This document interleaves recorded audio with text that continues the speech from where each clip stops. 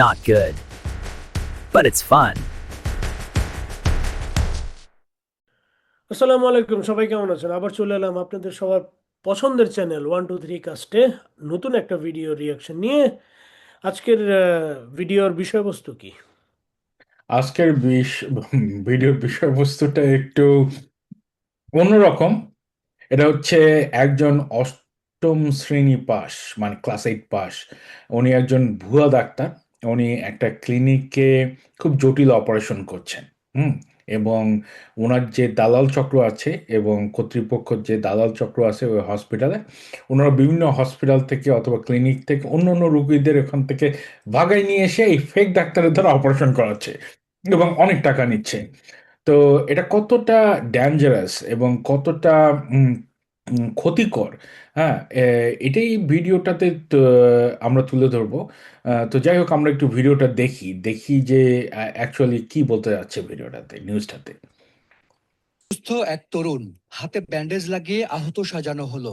উদ্দেশ্য ভুয়া orthopaedic surgeon ধরা। তাকে নিয়ে রাজধানীর কলেজ গেটের ডক্টরস কেয়ার হাসপাতালে চিকিৎসক ওটিতে আছেন বলা হলে সেখানে গিয়ে দেখা গেল দুই ওটিতে দুই রোগী। অপারেশন শুরু হবে একটু পর। ঘটনা টের পেয়ে রোগীদের বের করে নিয়ে যাওয়া হয়।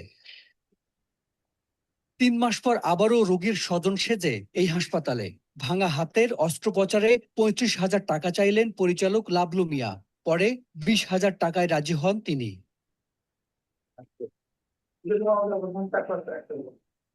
জানা গেল 2 ঘন্টা পর শুরু হবে অন্য এক রোগীর অপারেশন। পরে ছদ্মবেশে আমরা ঢুকে পড়ি অপারেশন থিয়েটারে। ওটি টেবিলে এক নারী, তার ভাঙা পায়ে চলছে অস্ত্রোপচার, বসানো হচ্ছে ফিক্সেটর।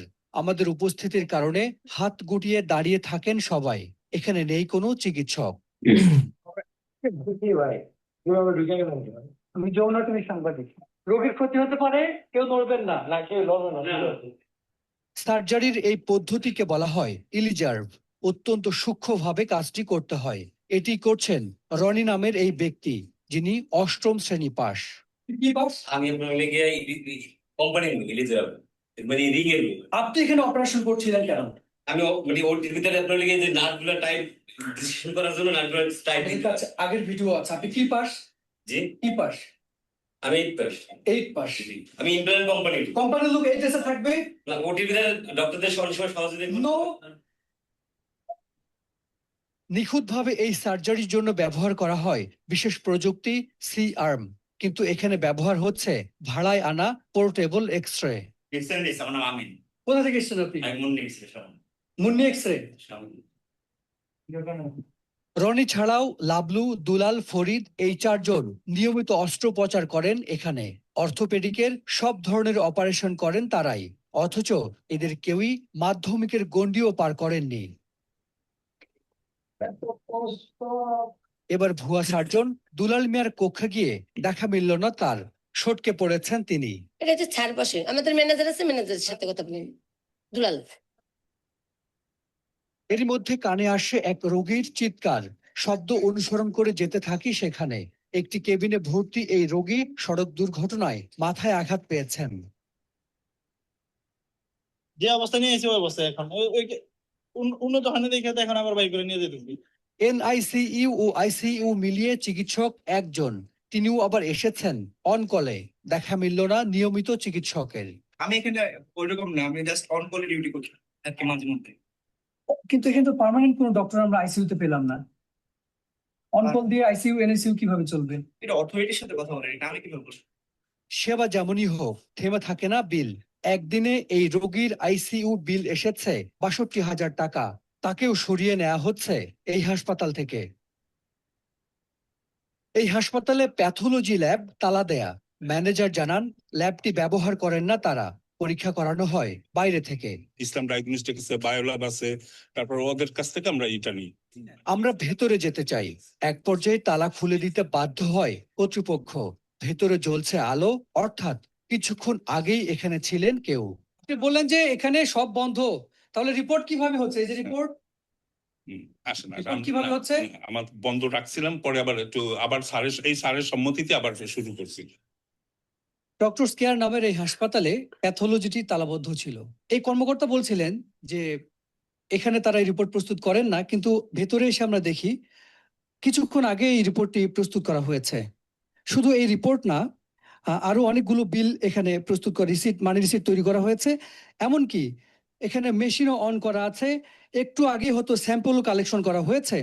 তার মানে এই প্যাথোলজিটি পুরোপুরি চালু আছে, কিন্তু কোনো ম্যান পাওয়ার নাই।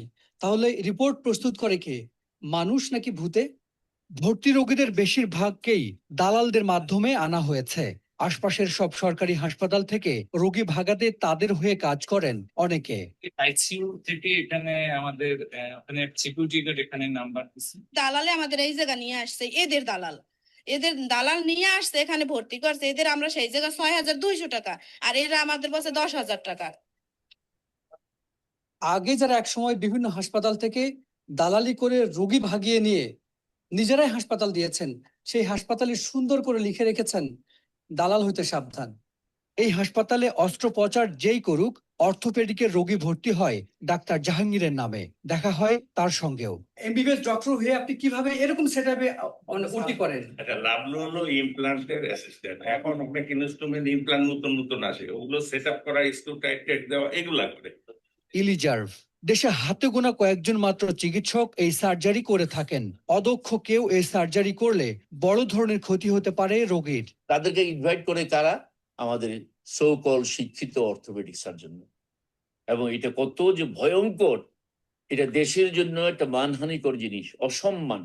কেন রোগীদের সঙ্গে এত বড় প্রতারণা, সেই উত্তর জানা দরকার। পরের দিন আবারও সেই হাসপাতালে গেলে পাওয়া গেল দুলাল মিয়াকে। যে ওটি করেন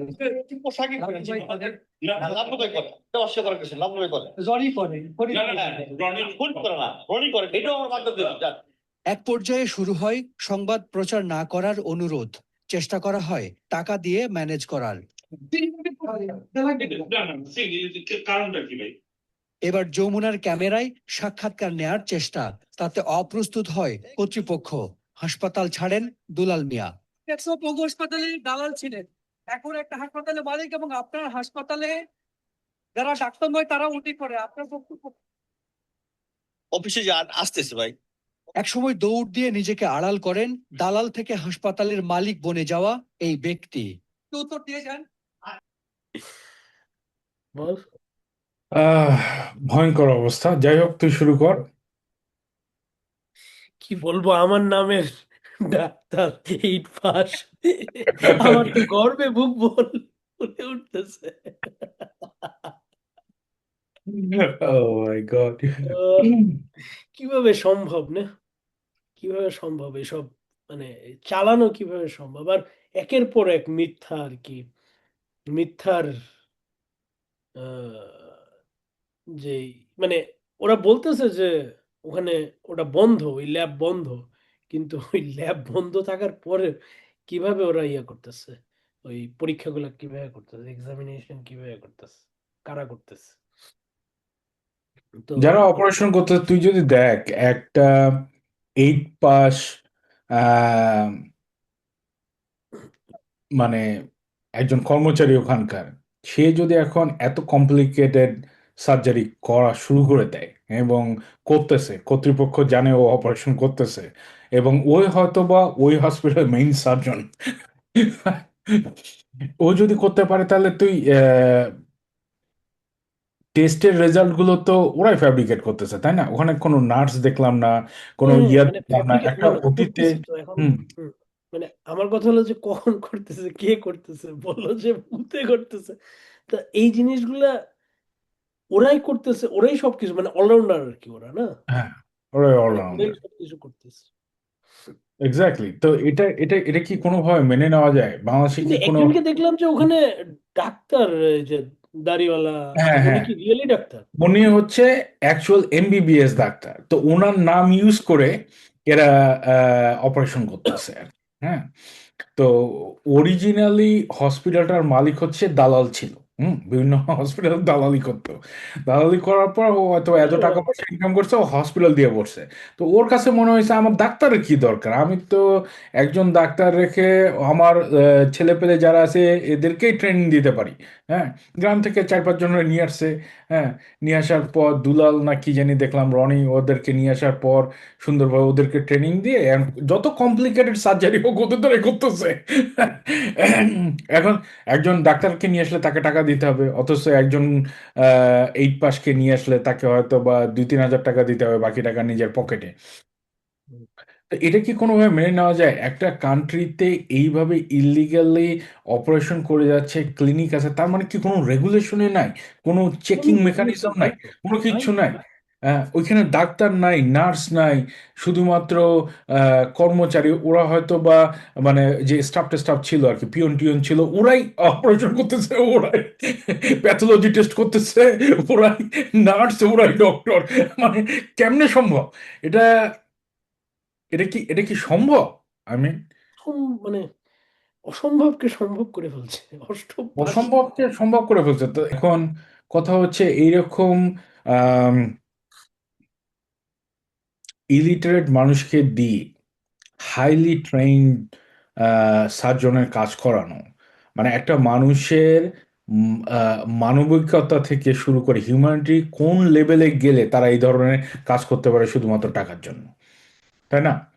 সেটাই তো, মানে কিভাবে, মানে এটা আমি আসলে এখন মানে এটা এখন যদি কতিপয় দুর্বৃত্তরা যদি এরকম একটা হাসপাতাল বানায়, ফেক হুম। হাসপাতাল বানায়, ফেক ডক্টরস নিয়ে, তাহলে কিভাবে, মানে এটা তো আসলে মানে সার্ভিলেন্স বা মনিটরিং এর মাধ্যমেও তো এটা আসলে করাটা মানে হয়তো সম্ভব, বাট প্রত্যেকটা ক্ষেত্রেই এরকম অসাধু দুর্বৃত্ত কিভাবে, তাহলে তো পুরা মানে সামাজিক অবস্থানটা এরা তো কতটা এদেরকে তুই ফুল ব্লোন ক্রিমিনাল বলতে পারিস, এটা তো criminal activity, genuinely criminal, criminal.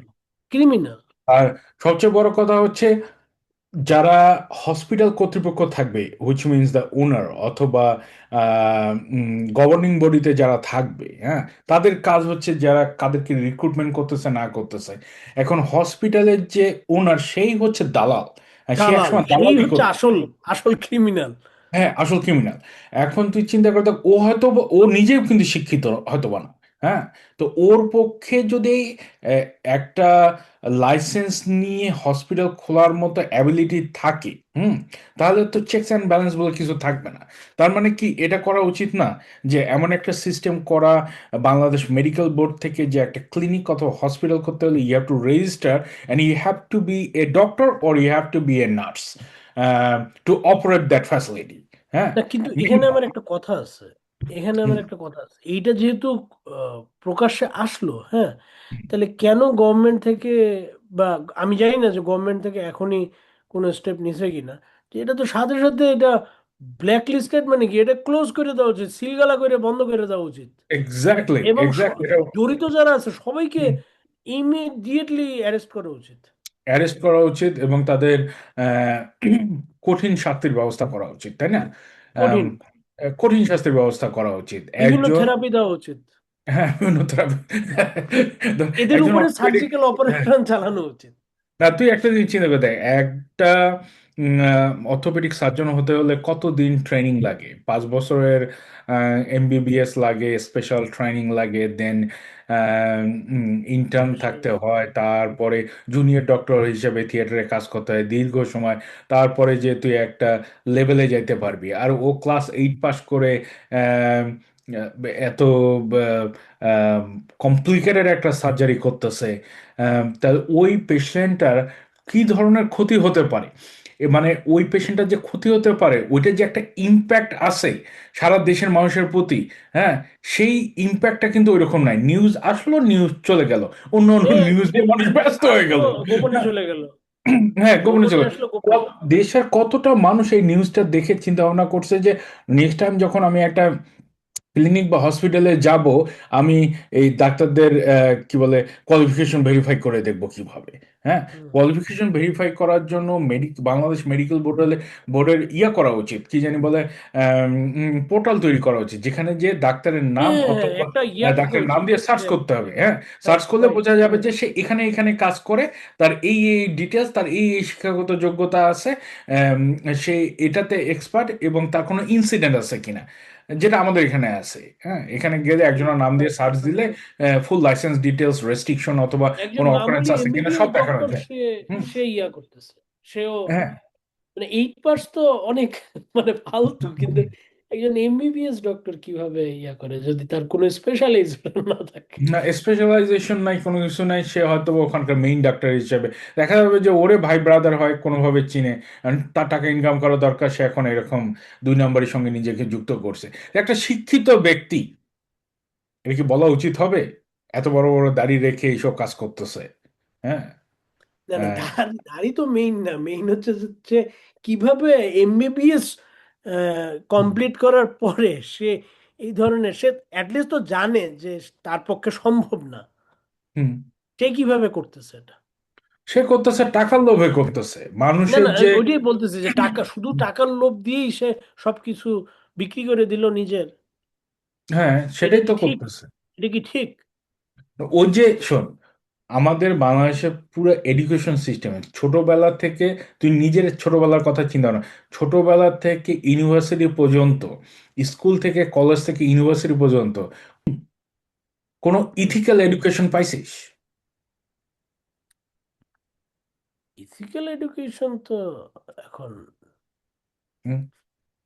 মানে তুই তুই মানে কি ফর্মাল এথিক্যাল এডুকেশনের কথা আমি বলতেছিস? ফর্মাল ইথিক্যাল এডুকেশন কথা বলতেছে, what is right thing to do, what is wrong thing to do. Hmm, আমাকে ফর্মাল বলতে মানে এটা তো অবশ্যই বাবা মা বাবা মার কাছ থেকে আমরা আমার মেইনলি। স্কুলের একটা পাঠ আছে না, স্কুলের স্কুল, অবশ্যই একটা স্কুলে তো একটা অবশ্যই ছেলে বা মেয়ে ছোটবেলায় ম্যাক্সিমাম টাইম স্কুলে কাটায়, বাসায় কাটায় না। হ্যাঁ, তো স্কুলে যদি মিনিমাম ইথিক্যাল ডিলেমা জিনিসটা কি, এটা বেসিকটাই যদি না শেখায়, তাহলে ও বড় হয়ে তো এমবিবিএস পাস করুক আর 10টা পিএইচডি নিক না কেন, ওর মেইন গোলটাই হবে হচ্ছে কিভাবে দুর্নীতি করা যায়, যদি ওই সেন্সটা না থাকে, তাই না? ওটা তো ঈদের নিজেকে ডেভেলপ করতে হবে, অথবা একটা সিস্টেমের ভিতর দিয়ে তোকে আসতে হবে, তাই না?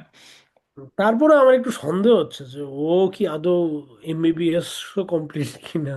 হ্যাঁ, হ্যাঁ, ও তো নিজে বলছে এখন ভেরিফিকেশন করার মতো কোনো কারণ আমি জিনিস নাই, এরকম অনেক কেস ভেরিফাই করতে শুনছি গেলে যে 5 এমবিবিএস বছর বলে লাগবে। পরে পরে দেখা যায় যে না, কমপ্লিট করেনি। হ্যাঁ, কমপ্লিট করে নাই। এরকম অনেক কেস শুনছি। এরকমও হতে পারে, এরকমও হতে পারে। না হলে সে ওইখানে ওইরকম একটা জায়গায় দালালের আন্ডারে কাজ করতেছে। আর সবচেয়ে বড় কথা হচ্ছে, লাইসেন্সিং প্রসেসটা এমন করা উচিত যে এরকম একটা হসপিটাল এবং ক্লিনিক দিতে হলে তোমাকে প্রথমে একজন স্পেশালিস্ট ডাক্তার লাগবে, অথবা একজন ডাক্তারই ক্লিনিক খুলতে পারবে, এবং ডাক্তারের সঙ্গে একজন রেজিস্টার্ড নার্স থাকতে হবে। এই দুইজন না থাকা পর্যন্ত সে ক্লিনিক দিতে পারবে না, যেটা এখানে হয় আর কি। এখানে যদি একটা জিপি সেন্টার খুলতে চাস, you have to have a principal doctor and also a full time registered nurse. হ্যাঁ, না হলে তুই জিপি সেন্টার খুলতে পারবি না, অথবা কোনো ক্লিনিক খুলতে পারবি না। অ্যান্ড প্রাইভেট হসপিটাল খুলতে গেলে regulation is so difficult, so complicated, যে তোকে হয়তো লয়ার হায়ার করতে হবে, প্লাস গভর্নিং বডি থাকতে হবে, এইটা থাকতে হবে, ওইটা থাকতে হবে। এগুলো যদি না থাকে তাহলে তো এরকম হবে, ওরা যায় দেখ কিডনি পর্যন্ত বিক্রি করা শুরু করে দিছে হয়তো বা। হ্যাঁ, which এইরকম। is very sad, মানে স্যাড হ্যাঁ, বলতে কি, আমার এটা দেখে খুব খারাপ লাগছে, মানে ফালতু একটা মানে কি, মানে কি বলবো আসলে। জাতানাই সিস্টেম, তাই না? ওরা যে অ্যাকচুয়ালি অর্গান ট্রাফিকিং এর সঙ্গে জড়িত না, এটা তো ওরা বের করতে পারে নাই, কারণ ওরা অল্প সময়ের জন্য যে শুধু ধরার চেষ্টা করছে যে বেসিক্যালি এদেরকে ধরা যায় কিনা, যে যমুনা টিভি, তাই না? যমুনা টিভি না, ওরা একটা যমুনা খুব টিভি। ভালো কাজ করছে, কিন্তু অ্যাজ এ সাংবাদিক হিসাবে ওদের যতটুকু করা দরকার ততটুকু করছে। হ্যাঁ, ওরা তো আর হ্যাঁ, বেশি কিন্তু এই জিনিসটাকে আরো বেশি অ্যাম্পলিফাই করে তারপরে মানে ওরা করছে এখন এই জিনিসটা, গভর্নমেন্টের কোনো একটা সংস্থাকে এটা ইয়া করা উচিত যে প্রপার ইনভেস্টিগেশনের মাধ্যমে, হ্যাঁ ইনভেস্টিগেশন আর কি করা লাগবে, যে এদেরকে সরাসরি থেরাপি দিতে হবে। না, থেরাপি দিতে হবে, প্লাস ওদের গভর্নমেন্টের কেন ইনভলভ হওয়া উচিত, গভর্নমেন্টের রেগুলেটরি বোর্ডে ইনভলভ হওয়া উচিত, যাতে এইরকম কোনো সিস্টেম না হতে পারে। এই নিউজটা কিন্তু অ্যাকচুয়ালি প্লে হওয়া উচিত ডেজ আফটার ডেজ, যেটা এত বড় একটা ঘটনা, কিন্তু হ্যাঁ বাংলাদেশ এটা হ্যাঁ এই ভালো বলছেন। নিউজটা আসলো আর গেল, মানে কারো কাছে কোনো ইয়ে নেই, সেন্স নেই, ও এরকম তো হয়, হচ্ছে, কোনো ব্যাপার না, এইভাবে গেলে তো হবে না, তাই না? এটা কিন্তু খুবই সিরিয়াস একটা ব্যাপার। ওই সিরিয়াস ব্যাপারটাকে অনেক কষ্ট করে খুঁজে বের করতে হয় এই নিউজ। হ্যাঁ, তুই যদি 10টা মানুষকে জিজ্ঞেস করিস, 10টা মানুষের ভিতর একজন দুইজন বলতে পারবে যে আমি এরকম একটা নিউজ দেখছিলাম, বাট মোস্ট অফ দ্য মানুষের ওই কোনো সেন্সে নেই। হ্যাঁ, তো কেন মানে এরকম এটা আসলে সাধারণত ডিসিরিয়াস ব্রেকিং একটা ব্রেকিং সিচুয়েশন? নিউজ টাইপের লেভেলের হওয়া উচিত। হ্যাঁ, এটা বারবার টিভিতে প্লে করা উচিত এবং দেখানো উচিত যে এগুলো থেকে দূরে থাকেন। রেগুলেটরি বোর্ডকে ইনভলভ হওয়া উচিত, প্লাস গভর্নমেন্টকে ইনভলভ হওয়া উচিত, যাতে এগুলো না হয়। এগুলো কেন হবে, কিসের ক্ষমতার জোরে ওরা এই জিনিসটা চালাতে পারে? হুম। এবং প্রত্যেককেই সচেতন হইতে হবে। এটা শুধু মাত্র গভর্নমেন্ট বলে না, যে প্রত্যেককেই সচেতন হয়ে করতে হবে। যেহেতু আমার এক্স্যাক্টলি। একটা ক্ষতি হ্যাঁ হইছে, আমার একটা অ্যাক্সিডেন্ট বা যেটাই হইছে, হ্যাঁ হুম। আমাকেও জাজ করতে হবে, ভেরিফাই করতে হবে। যেমন আমি Verify এই করতে হবে। হসপিটাল খুঁজেই পাইতেছি না, গুগলেই খুঁজে পাইতেছি না। এখন যারা ওই যে একজনের অ্যাক্সিডেন্ট হয়েছে, তাকে ওখানে নিয়ে গেছে, হ্যাঁ, তো ওনারা যারা নিয়ে গেছে, নিয়ে যাওয়ার আগে ওনাদের চিন্তা ভাবনা করা উচিত ছিল যে এই ক্লিনিকে নিয়ে যাচ্ছি অথবা হসপিটালে নিয়ে যাচ্ছি, টাকা তো আমার খরচ হবেই, হওয়ার আগে আমি ভেরিফাই করি, কারণ ওনাদের ওই জিনিসটা ভেরিফাই করার মতো টুলস আছে কিনা, সেটা তো খুব ইম্পর্টেন্ট ব্যাপার, তাই না? যে টুলস আছে কিনা, এই যে ইলিগাল ক্লিনিক না লিগ্যাল ক্লিনিক, হ্যাঁ, এটা তো ওনাদেরকে বাইর করতে হবে। এরা যদি বাইর করতেই না পারে, কোনো অপশনই না থাকে, জনগণের ভিতরে কোনো মানে তোর সচেতনতাই না থাকে, তাহলে তো 8 পাস কেন? তাও ঠিক, কারণ যারা আর কি মানে ভুক্তভোগী, মানে যারা আর কি মানে পেশেন্ট, হ্যাঁ তারা তো একটু হেস্টি থাকে, যে তারা তারা মানে যত দ্রুত সম্ভব হুম। মানে কিওর করা, ডায়াগনোসিস করা সবকিছু, হুম। এটা তো দ্রুত যত দ্রুত করতে পারবে তাদের তত লাভ। তো তাদের হয়তো এটা সম্ভব হয় না আর কি। তারা হয়তো এটা চিন্তাই করেন না যে না না, চিন্তা clinic দিয়ে- করে না, প্লাস হয়তো তাদের ওটা ওই at that point of time ওটা হয়তো হুম। সম্ভব হয় না। ওটা যদি সম্ভব না হয় একটা মানুষের পক্ষে, তাহলে মানে ওই ওই ওই রকম সিচুয়েশনে থেকে তাহলে ইনফ্রাস্ট্রাকচার চেঞ্জ করতে হবে, গভর্নমেন্টের ইনভলভ হওয়া উচিত এই ব্যাপারে, যাতে সেটাই বাংলাদেশ সেটাই বোর্ড থেকে এই ঘটনা তো একটা দুইটা না, তাই না? অনেক কটা ঘটনা দেখলাম। ওই যে একটা মেয়ে আহ, ঢাকা মেডিকেল কলেজে যে প্র্যাকটিস করতেছিল, কখনো মেডিকেলে জানি, কেউ অনেকদিন আগে একটা নিউজ দেখছিলাম। হ্যাঁ, হ্যাঁ। ভালোভাবে কথা বলতে গেলেও ওর অনেক ধরনের সমস্যা হয়। হুম। তো ও ঢাকা মেডিকেল কলেজের মতো একটা জায়গায় যে প্রেসক্রিপশন দিয়ে বেড়াচ্ছে, ইয়ে করতেছে, তার মানে কোনো রেগুলেটরি কোনো বোর্ড নাই, যারা যদিও থাকে তারা কি কাজটা করে সারাদিন? হ্যাঁ, তাদের কাজটা কি সারাদিন বসে থেকে? হেলথ কিন্তু is the most important part, most important part. Most important part. এটা it's not a secondary part যে আমার সব কিছুর পরে হেলথ। হ্যাঁ, তো যাই হোক, আপনারা ভিডিওটা দেখলেন, ভালো লাগলে আপনারা লাইক, শেয়ার অ্যান্ড সাবস্ক্রাইব করবেন। ব্যাপারটা খুব দুঃখজনক ঘটনা, এবং আপনারা অবশ্যই সচেতন থাকবেন। সচেতন থেকে কোথাও আপনার যে নিজেদের আত্মীয় স্বজন, নিজের রুগী হলেও যেখানে নিয়ে যান না কেন, যেভাবে হোক ভেরিফাই করার চেষ্টা করবেন যে এইরকম আনএডুকেটেড পিপল, অথবা 8 পাস, 9 পাস, অথবা মেট্রিক পাস, ইন্টার পাস, অথবা হাফ এমবিবিএস পাস, কেউ যেন আবার আপনাদের রোগীর দেখাশোনা না করতেছে। হ্যাঁ, আপনাদের যদি পায়ে একটু যেন সন্দেহ, ছুরি না হ্যাঁ, চালায়। হ্যাঁ, আপনার কারণ হচ্ছে আপনারা আহ, আপনাদের কাছ থেকে তো টাকা তারা নিচ্ছে, কেন আপনি এমন একজন মানুষকে টাকা দিবেন যার কোনো কোয়ালিফিকেশন নাই ওই কাজ করা, তাই না? আপনারা একটু ভেরিফাই করুন, ভেরিফাই করে রুগীকে ভালো জায়গায় নিয়ে যান। হ্যাঁ, আর নিয়ে যে এই ভালো ভিডিওটা বেশি ট্রিটমেন্ট বেশি দেন। করে, হ্যাঁ, বেশি বেশি করে শেয়ার করেন, যাতে হুম। অনেকেই জানে এই হ্যাঁ, ব্যাপারটা। এইসব ভিডিও প্রচুরভাবে শেয়ার করা উচিত। একজন দালাল কেন একটা ক্লিনিকের মালিক হবে? হ্যাঁ, তার তো কোনো যোগ্যতাই নেই একটা ক্লিনিক অথবা একটা হসপিটাল গভর্নিং করার। তো কিভাবে সে লাইসেন্স পায়? লাইসেন্স বলতে কি কোনো কিছু নাই? আপনারা এগুলোতে সচেতন হন and আমাদের ভিডিওটা বেশি বেশি করে শেয়ার করেন যাতে সবাই জানতে পারে এবং বেশি বেশি করে কমেন্ট করেন। হুম। যেন এটা আরো পুশ করে। হ্যাঁ। Not good. But it's fun.